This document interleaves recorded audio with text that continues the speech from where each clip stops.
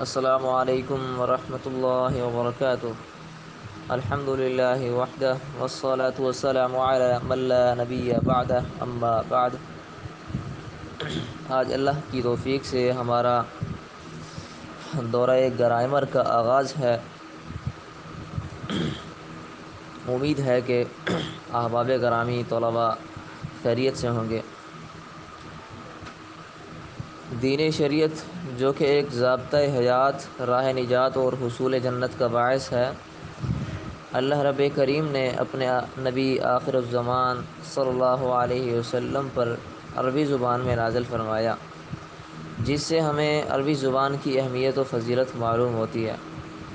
اور نصاب شریعت میں شامل دونوں چیزیں قرآن اور حدیث چونکہ عربی زبان میں ہیں اور اس پر عمل کرنے کے لیے ہمارا اسے سیکھنا بھی ضروری ہے، لیکن ہماری زبان عجمی ہے، جس وجہ سے ہم مدارس میں عربی زبان کو سمجھنے کے لیے عربی قواعد، صرف اور نحو کی صورت میں پڑھتے ہیں، جس میں کئی طرح کی کتابیں پڑھائی جاتی ہیں تاکہ عربی زبان آسان ہو جائے۔ پھر ان اصول اور قواعد کو ازبر کر لینے کے بعد ایک منظم طریقے سے ان قواعد کو فٹ کرنے کی تشنگی باقی رہ جاتی ہے کہ ان کو کس طریقے سے آپس میں جوڑ کر ایک مکمل کلام اور جملہ بنایا جائے، یہ پیاس ابھی باقی رہ جاتی ہے۔ تو اس کے لیے ترکیب کا طریقہ بہت ہی کامیاب رہا ہے، جس کے ذریعے الفاظ کو باقاعدہ منضبط کر کے ایک مزین اور مکمل کلام کی صورت میں پیش کیا جاتا ہے۔ اگر طالب علم کی ابتدا قواعد یاد کرنے کے ساتھ ساتھ ترکیب سے ہی ہو جائے تو اگلی کتب میں عبارت حل کرنے کے لیے کسی بھی قسم کی دقت اور پریشانی محسوس نہیں ہوتی۔ ہم نے اپنے دورہ گرامر کے اندر جس کتاب کا چناؤ کیا ہے وہ ہے شرح میات عامل۔ کتاب شرح میات عامل امام الجرجانی کی کتاب ہے۔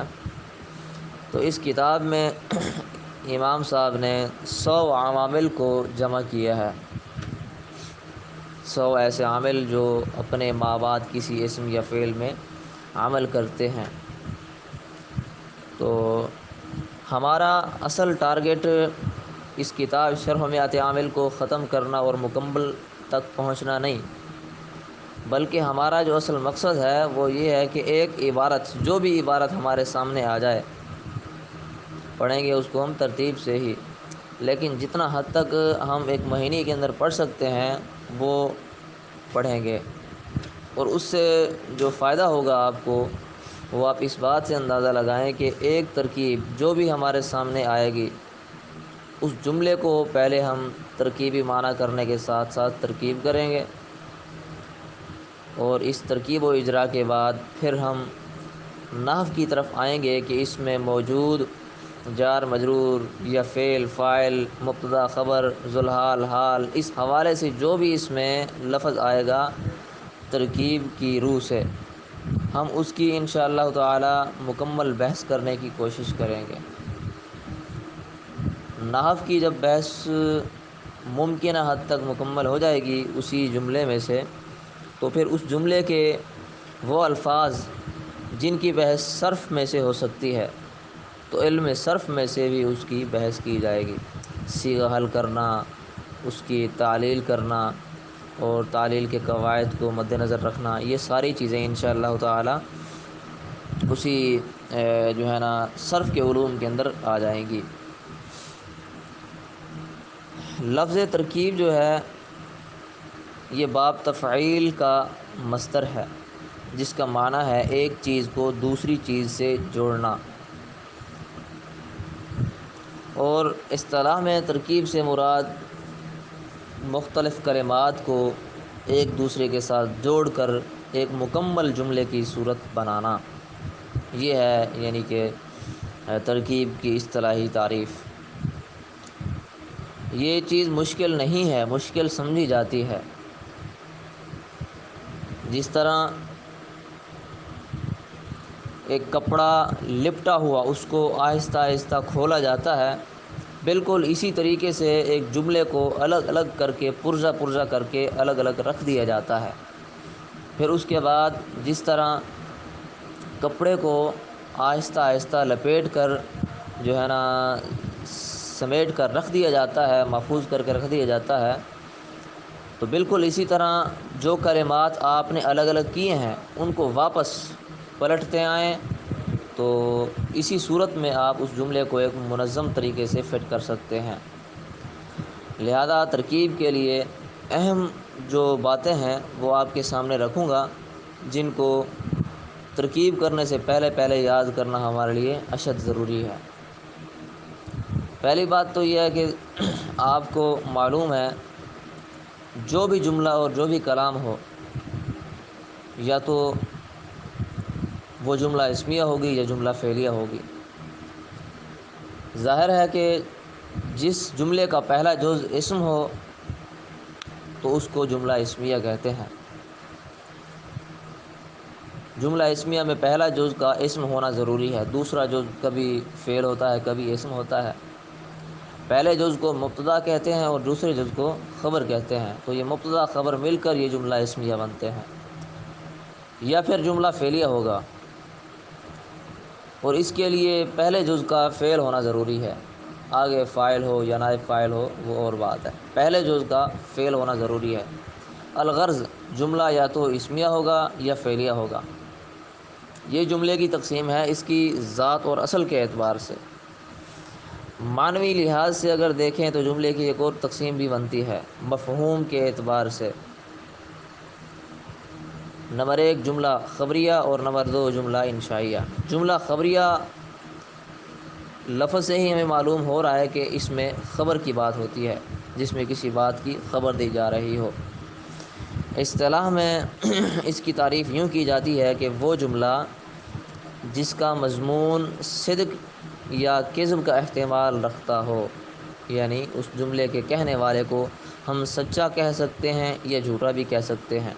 جیسے ایک مثال ہے، دیکھیں زید عالم، کسی بندے نے آ کر میرے سامنے بات کہی کہ زید عالم، زید عالم ہے۔ اب اس کی بات میں مجھے ایک خبر ملی ہے، گویا وہ مجھے ایک خبر دینا چاہتا ہے، اور اس کی اس خبر دینے پر میں اس کو سچا بھی کہہ سکتا ہوں کہ واقعی تو سچ بول رہا ہے، اور یہ بھی کہہ سکتا ہوں کہ تو جھوٹ بول رہا ہے، یعنی اس میں اس بات کا صدق یا کذب کا احتمال موجود ہے۔ اور دوسرا جملہ ہے جملہ انشائیہ، جس میں صدق اور کذب کا احتمال نہیں ہوتا، یعنی اس کے کہنے والے کو ہم سچا یا جھوٹا نہیں کہہ سکتے، وہ ایسا جملہ ہوتا ہے۔ اس میں عام طور پر طلب اور خواہش کا معنی پایا جاتا ہے، کسی چیز کے مطالبے کا معنی پایا جاتا ہے۔ جیسے میں نے ایک بچے کو کہا کہ جئ بالماء، یہ پانی لاؤ، یا اقیم الصلاۃ، نماز قائم کرو، نماز پڑھو۔ اب یہ ایسا جملہ ہے کہ یہ جملہ سن لینے کے بعد کوئی یہ نہیں کہہ سکتا کہ تو جھوٹ بول رہا ہے یا تو سچ کہہ رہا ہے، کیونکہ اس میں ایک بات کا مطالبہ ہے، کوئی خبر وغیرہ نہیں دی جا رہی کہ جس میں ہم کسی کی تصدیق کریں یا تکذیب کریں، یہ ایک مطالبہ ہے۔ اقیم الصلاۃ، اب میں کہوں آپ کو کہ نماز قائم کرو، آپ کہیں کہ تو سچ بول رہا ہے یہ جھوٹ بول رہا ہے، یہ تک نہیں بنتا۔ لہذا جملہ انشائیہ وہ جملہ ہے جس میں طلب اور خواہش کا معنی پایا جاتا ہے، اور اس جملے کے کہنے والے کو سچا یا جھوٹا نہیں کہا جا سکتا۔ دو باتیں ہو گئی۔ تیسری بات ترکیب کے لیے جو ضروری ہے، اسم، فعل اور حرف کی پہچان ہم نے کرنی ہے۔ اسم کون سا ہے، فعل کون سا ہے، حرف کون سا ہے۔ اسم، فعل اور حرف کی پہچان ہوگی تبھی ہم جملے کے اصل مقصد کو پہنچ پائیں گے۔ اسم کی پہچان کیسے ہوگی؟ آپ نے کتب نحو کے اندر پڑھا ہے کہ جو علامتیں اسم میں پائی جائیں، 10 علامتیں، 12 علامتیں، بعض کتابوں میں 13 علامتیں لکھی ہوئی ہیں، تو ان علامتوں کو یاد کر لینے کے بعد ہمیں اسم کا تعین ہو جائے گا۔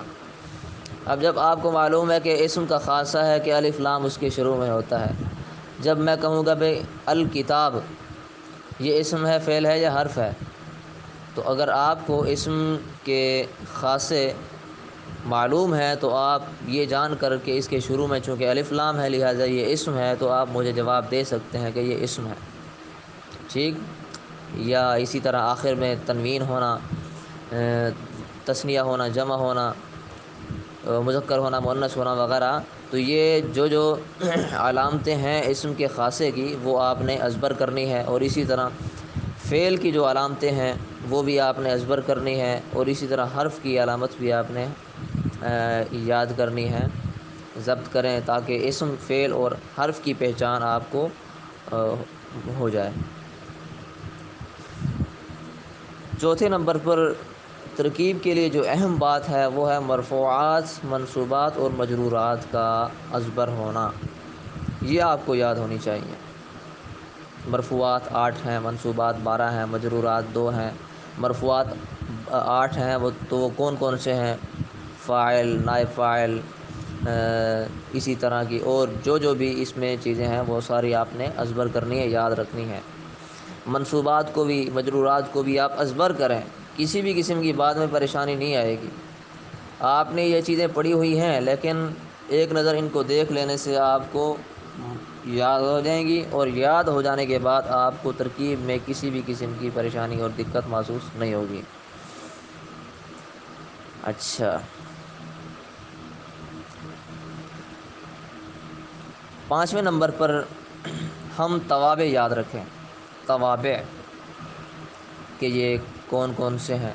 مطبوع، تابع، مؤکد، تاکید، موصوف، صفت، مبدل منہ بدل، تو ان کے احکام یہ سارے آپ نے یاد رکھنے ہیں، کیونکہ کسی لفظ کے مرفوع، منصوب یا مجرور ہونے میں اس کو بھی بہت دخل حاصل ہے۔ 6 نمبر پر یہ یاد رکھنا ہے کہ افعال کی 2 قسمیں ہیں، افعال عامہ اور افعال خاصہ۔ افعال عامہ سے مراد وہ افعال کہ جن کا معنی پایا جانا ممکن ہوتا ہے، اور وہ 4 ہیں۔ عام طور پر جب کلام میں ہمیں کوئی متعلق نہیں ملتا تو جار مجرور کو یا ظرف کو لازمی طور پر، چونکہ ہم نے آگے متعلق کرنا ہوتا ہے اور متعلق ہمیں کوئی نظر نہیں آ رہا ہوتا، تو عام طور پہ جن افعال کا معنی پایا جانا ممکن ہوتا ہے تو وہ 4 ہیں، جن کو افعال عامہ کہتے ہیں۔ کانا، ثبت، حصل، وجد۔ آگے ترکیبیں آئیں گی، وہیں بات بالکل کھل کر واضح ہو جائے گی انشاءاللہ تعالی۔ جس جار مجرور کا یا ظرف کا متعلق کوئی فعل خاص یا شبہ فعل خاص نظر نہ آ رہا ہو تو اس کو انہی فعل افعال عامہ کے متعلق کر دیتے ہیں، عبارت بالکل آسان ہو جاتی ہے۔ جیسے زید فی الدار، زید گھر میں ہے، زید زید فی الدار، اب یہ جار، فی جار اور الدار مجرور، جار مجرور کو ہم نے اب متعلق کرنا ہے، یہ بغیر متعلق جملہ کا حصہ نہیں بن سکتے، ہم نے اس کو متعلق کرنا ہے، اور سامنے کوئی ایسا فعل خاص بھی نظر نہیں آ رہا جس کے ہم اس کو متعلق کریں، تو کائنن کا لفظ نکال کر جب ہم اس کے متعلق کریں گے تو جملہ بالکل آسان ہو جائے گا۔ زید فی الدار، کائن فی الدار، زید ہونے والا ہے گھر میں۔ افعال خاصہ، افعال خاصہ سے مراد وہ افعال جو کہ عام طور پر کلام میں ہوتے ہیں اور ان میں اپنا ہی معنی پایا جاتا ہے، جیسے اعوذ باللہ من الشیطان الرجیم، یہ جملہ ہے، اس میں باللہ با جار اپنے مجرور سے مل کر اس کو ہم نے لفظ اعوذ کے متعلق کر دیا ہے، اور اعوذ یہ فعل خاص ہے جو کہ کلام میں موجود ہے اور اس کا ایک اپنا ہی معنی ہے، تو ان کو افعال خاصہ کہتے ہیں۔ ترکیب کرنے کے لیے یہ یاد رکھیں کہ الترکیب تحت المعنی، ترکیب معنی کے ماتحت ہوتی ہے، معنی جس طرح ہوگا ترکیب بھی اسی طرح ہوگی، اور ترکیبی معنی جب کیا جاتا ہے تو اس معنی کے اندر ہی فعل کا، فاعل کا، حال کا، تمییز کا، مفعول کا تعین خود بخود ہو جاتا ہے۔ جب معنی ہم درست کر لیں گے تو ترکیب میں ہمیں کسی بھی قسم کی پریشانی لاحق نہیں ہوگی، لہذا پہلے معنی درست کریں گے اور پھر ترکیب کریں گے۔